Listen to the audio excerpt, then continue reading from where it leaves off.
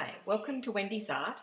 This piece that I'm doing today is called Maleny Enchanted Forest because it's based on the inspiration that I got from many walks through the Mary Cairncross Scenic Reserve at Maleny. The client that commissioned the artwork is from Maleny, and she chose the colours dark blue, dark green and pink. So I added a few extra colours that I thought would go with the piece. And I hope you enjoy watching how I created this piece and how it all came together. If you like the video, please subscribe and click thumbs up. So sit back and enjoy the video. I gessoed this canvas and then covered it with some texture paste and made a bit of texture with a palette knife, which gave it a nice wet place to start from. I then placed some water and then some black Atelier free flow paint on there, and I'm using some new brushes that I got from Elizabeth. I can't pronounce her name, but I'll put it down below. They're really interesting handmade brushes, which I thought I'd give a try today, and these made a great texture, and I just felt like, yeah, basically making lots of twirling movements with it. It was really fun. I think the dog wants to get in on the act as well. But yeah, they're brilliant brushes, and it was a great opportunity to try out some new brushes. So here you can see that I'm just using a feather. I'm just noticed a bit of paint that was still a bit wet. So I thought I'd use some different feathers just to move it around a little bit more, tying in with that wispy sort of background that was produced. Having lots of fun already with this piece. It's the way I like to start, with black down first. Just gets rid of that white canvas and just gives me some nice dark to start with. The feather was great. Again, the dog wants to eat my feather, but yeah, it was lots of fun. Okay, so now it's up on the wall, and I'm doing my usual mark making. Here I'm using some woody pencils and making sure to go over onto the sides if I'm up near the edges.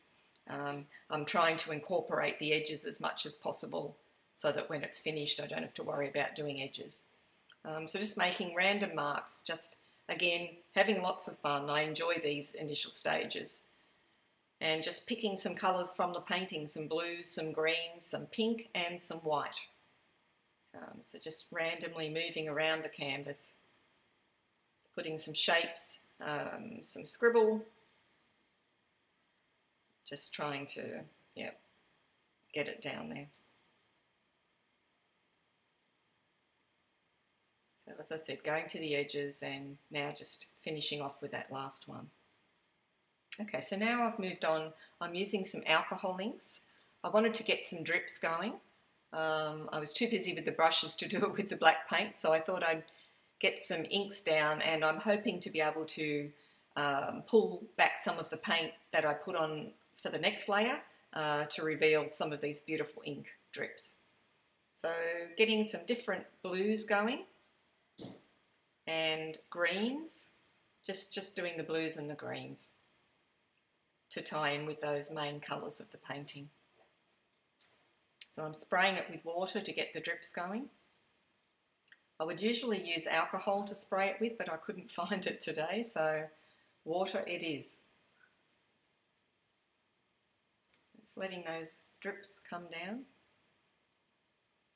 and just a few more spots. That one was a bit light for me, so I threw on that darker green again. It's more like the green that I'll be using for the next layer.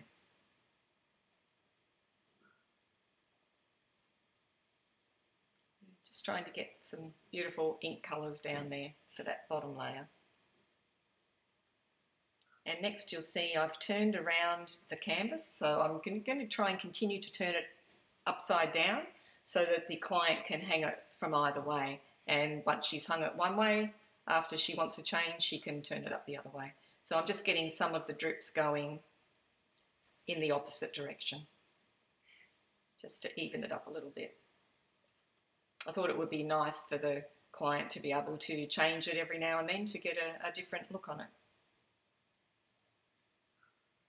So drips going from top and bottom. Okay, so this is the finished bottom layer. Now I've started putting on some pink here. This will be my light colour.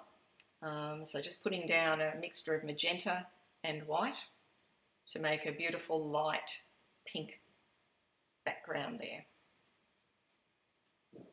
So I have one main light area, and then I do add another area of pink a little bit later.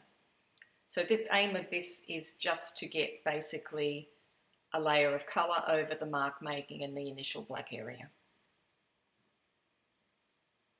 So just smoothing out the pink layer, and next I'm moving on to just scratching through some of that pink. Okay, getting ready for the blue, so I'm just spraying the canvas with a bit of white just to make that paint move a little bit more easily. So I've got two different blues to make up this colour here. I will put the actual colours in the description down below. It's a beautiful blue, and blue will be the main colour that I'm using, so that the largest area I think will be the blue, the green will be a close second, and then the pink will be the smallest area. So just getting that blue on, trying to get a nice smooth coat. And I'm using a catalyst wedge there. I wanted to, as I said before, I wanted to draw back, scrape back through the layer just to bring some of that beautiful ink work out underneath, and also to just knock back so that it's not all dark blue, just to give a bit of a light blue there and to show some of the black marks that those beautiful brushes made. The catalyst wedge can be really nice to do that, just so that you don't have a big flat area of colour. It can just give a bit of depth and a bit of interest. So here I bring that in again, and just putting a bit of leftover paint over on the other side. So using the catalyst wedge now just to help spread around the paint. I've decided that the brush is doing a better job of that, so back to the brush. Making sure I get all the edges as I go. And using that catalyst wedge, as you can see there, to bring in some lighter areas and some areas of interest. So bringing up some of the lovely marks that I made underneath. Really good way of showing you marks to do that with the catalyst wedge. So just getting all those edges done.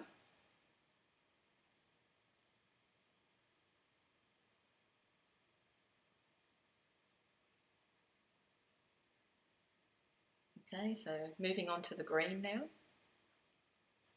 Again, I've used two different green colours. I've been using mostly golden paints this time because they were the colours that I did a big colour swatch for the client. She chose these two particular colours. So again, I will put the two colours that I mixed to get this beautiful green down below. And again, using the catalyst wedge to break up the green and bring out some marks below and some luminance there.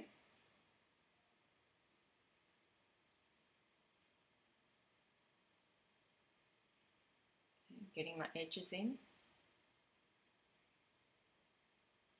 I love these little Princeton red line brushes. They're just great to get the paint on. And then the catalyst wedge does an awesome job. Just moving that paint around, giving you different effects. It's nice to move the green over the blue because it will it's almost like doing a glaze.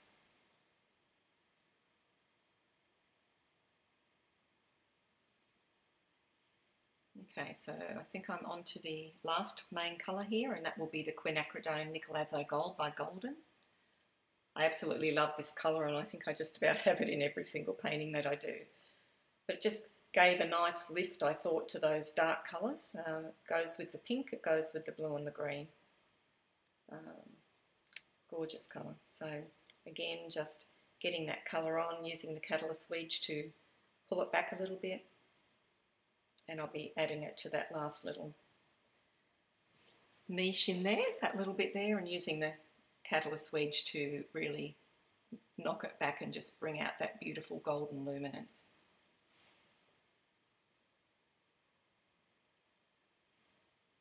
Okay, just using the catalyst wedge there just to smooth any edges that needed smoothing, and getting the green edges on now. It's much easier to do it as you go, especially when you're mixing two colours together and you want to get the colour right. If you don't do it and then you mix them later, it might be hard trying to exactly match the shade that you had before. Okay, so now what I usually like to do next is to put some stencils on. These are all stencils that I made myself on the Cricut. So I designed them on my iPad using my Apple Pencil and then printed them using the Cricut. So I've done some pods, and then I think next are my little nature organic shapes. So I'm using a white transparent spray paint here, Liquitex Acrylic spray paint. And this is another one of my stencils. So just trying to spread them around the painting. Most of them get covered in one way or another, but I really like the way they give it a lift and just really beautiful areas of interest. Okay, this is a commercially purchased stencil, this one. It's really great for little random circles and rock shapes.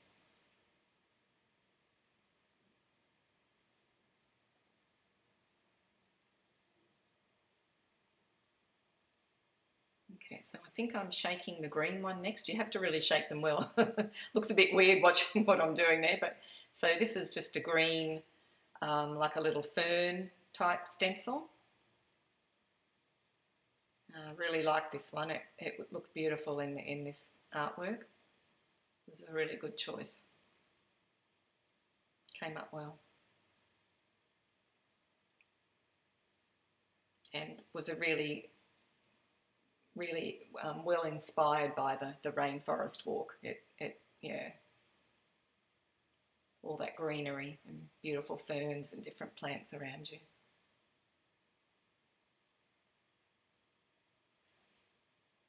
Okay, so next I'm shaking up a transparent black. So it's just more like a grey. It's a very transparent sort of colour, and I'm just going to add some little circles with that greyish transparent black. It's a good way to combine some areas and sort of makes a bit of a bridge between the pink and the darker colours. I love using the spray for the stencils because it's lovely and quick. The only thing is you need to keep a bucket of water near you so you can throw the stencils in because they dry really quickly. So just remember to have water handy to throw them all into. And also the nozzles from the spray cans. Make sure you take them off as soon as you finish spraying and throw them into the bucket of water as well. Otherwise you can get paint clogging up in the nozzle. And then you won't be able to use that nozzle again. Okay, so back on the floor again. And I'm adding my second pink area here. So a little bit brighter pink, just to add a bit of variety. And just to give me that second pink area. I try to have my colours in two different places at least so that you get a bit of a balance. Okay, so using my little red line brush again, Princeton red line. I love those brushes. I've actually ordered some more. I've lost my big one. I had a bigger one, I can't find it anywhere. Okay, so now I'm up to doing some drips. So I've got stencils on, now it's drip time. So doing some pink drips down there. And just using a small fine water spray to move that paint. I have added some liquefying medium to that paint just to make it a bit more watery without losing pigment. I prefer to do that than add water to make it runny because the water just spreads the pigment and it's not as intense. So as I said, I want the client to be able to hang it from top or bottom, and so I'm adding some pink drips going up the other way as well. Okay, I don't want them to drip too far, so just rubbing that back a little. Add a little bit more drip and I'm happy with that. Just want the hint of drips on that side.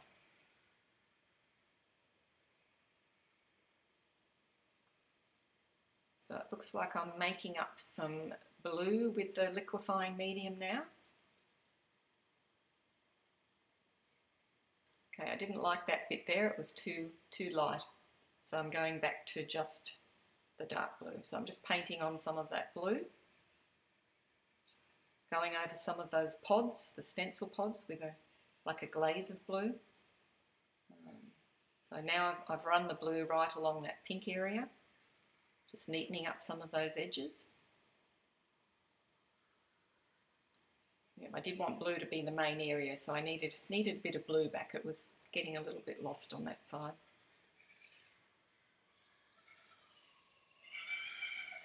Kookaburras are here, you can probably hear them. Okay, so just adding a bit of blue around there. And a bit of blue back in there. Just glazing the blue over a little bit of that stencil there. Okay, now I decided to use a feather to etch some pod type shapes, just organic nature abstract shapes into that pink paint. I really love doing this. I did that on my last abstract and it looked great, so I thought I'd give that a go. I'm starting to find the things that I really love to do and keep it going. So this is truly becoming my abstract style and the thing that I really love to do. I worked on this painting yesterday from about 9:30 till about 3:30 in the afternoon without much of a break. I'd sort of have a break in between moving the stencil, but I was just really in the flow and just really enjoying it. So by doing this scraping back, you can also see a little bit of the colour underneath, so that's really nice too. And I love these pod shapes with a stem, so feather's perfect to do that with.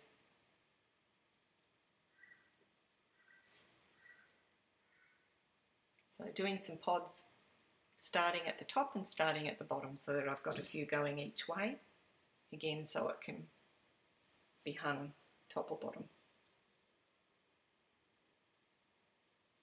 The paint was a little bit too wet at the bottom end, or the left hand side end, so I did have to come back when that was a little bit drier and just scratch a few more of those shapes in down there. But that was okay. It's just lucky I remembered to do it before it dried. Okay, so just a little bit more scratching through. Right, now I'm using one of the golden fluid acrylics. It's a blue, one of the blues that I put in the blue colour, and I'm doing some drips with that now. It's a gorgeous blue. I think it was Anthraquinone blue or something like that, but I will list the colours that I used beneath.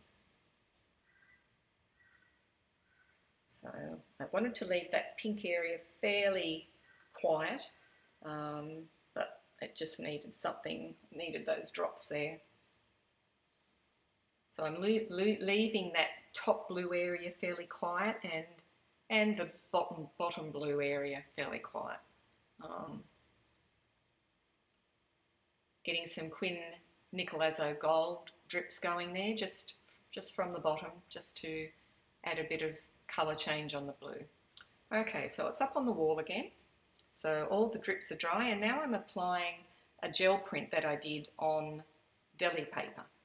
It had the green and the pink, which I thought was perfectly matched for this painting, so I thought I'd just throw that in. And the deli paper is great because it dries transparent so that you can't really see that there's any paper there. It's really good. Just making sure to get all the bubbles out. So it's such a small one, I just use my finger. So now I've got some acrylic skins and just trying to work out where to put it. I did cut fairly fine around that one, and as you can see now, I'm just still working out where to put it, and looks like that's the place.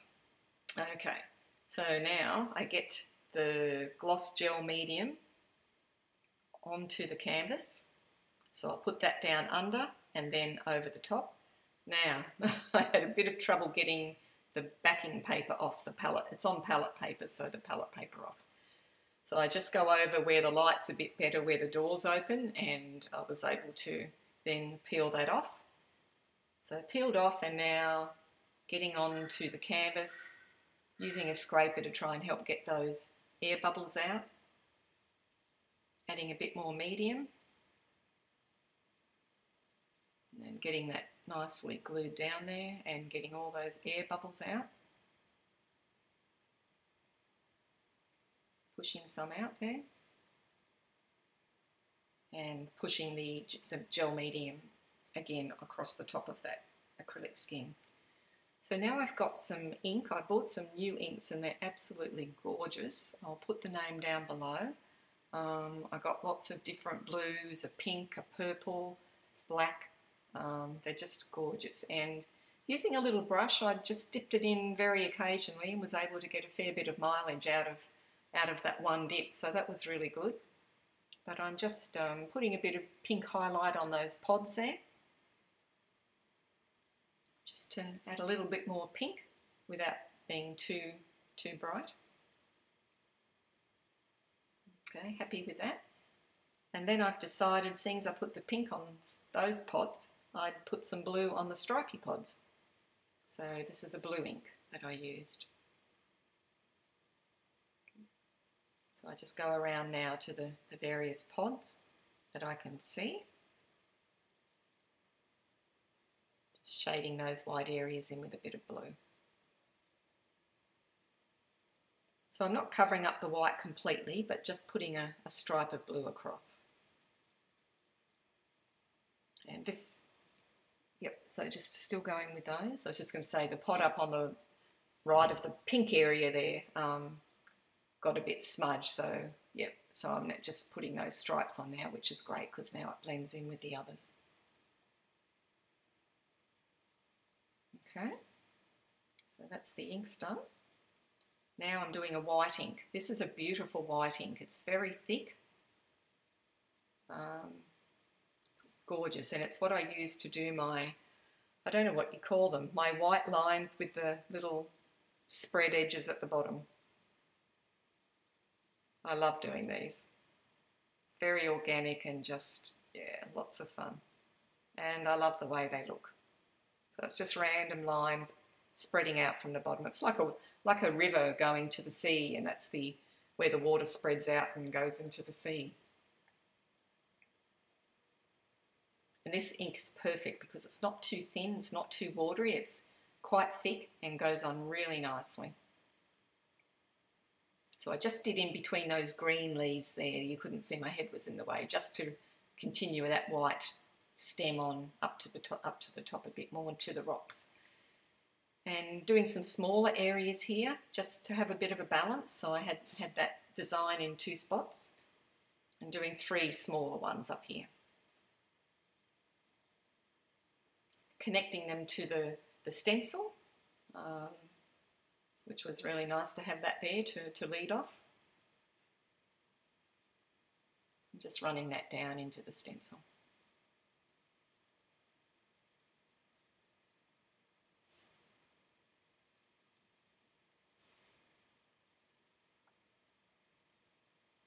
So now I've got a pink Neocolor II and I'm just doing some line work.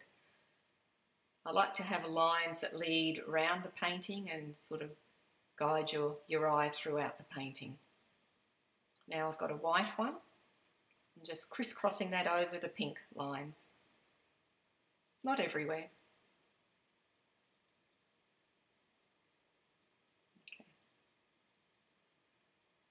So now I've got the pink Neocolor II back again and just making some little pink dots. Okay, got a lot of dark colours in this painting, so I needed lots of light highlights to brighten it up and give that light. So putting the light colours on the darker areas, on the greens, the blues, where the black is. Just to get that intensity. Yeah. Okay, so 3 areas of pink. And now I've got a white Sakura paint marker, and this time I'm just making some little short lines, little dashes.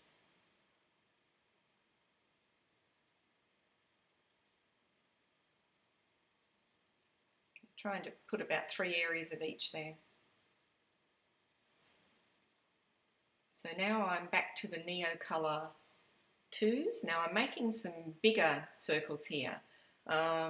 At the end, when I didn't have the camera on, when I did a few small changes or additions at the end, and what I did was I just put the Neocolor II, just kept dipping it in water, and it brought these dots out much better, more vibrant, and the colour was much better. So that's a little hint. If they're not giving you as much coverage as you want, just have some water handy and just keep dipping them into that water, and it brings the colour out for you.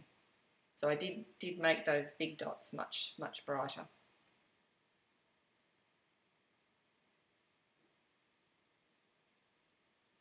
So trying to get a variety with little dots, big dots, etc.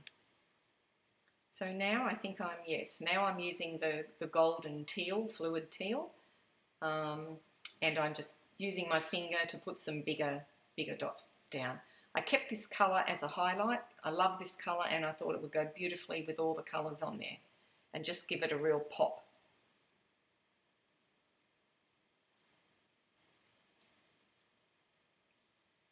Okay, so after this I did just do a few more marks using some Liquitex paint pens.